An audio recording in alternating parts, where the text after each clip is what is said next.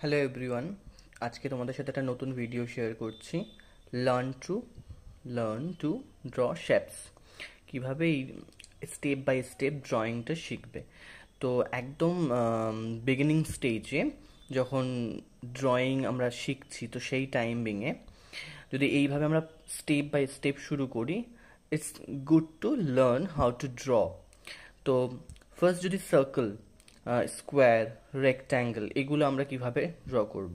তো এখানে দেখতেই পাচ্ছ আমি স্টেপ বাই স্টেপ ড্রয়িং করে করে নিচে ড্রয়িং ইনস্ট্রাকশনগুলো দিয়েছি পুরোপুরি।